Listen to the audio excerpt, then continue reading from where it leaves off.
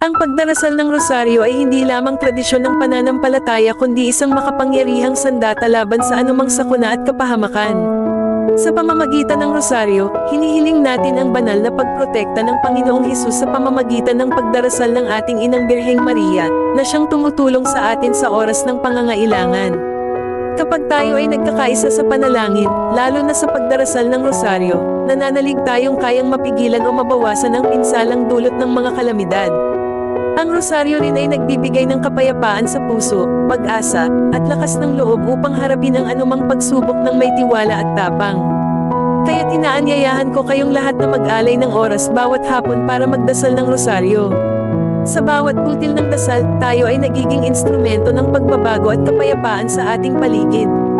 Sama-sama tayong humingi ng tulong at gabay mula sa langit, upang tayong lahat ay maging ligtas at payapa sa kabila ng mga sakuna.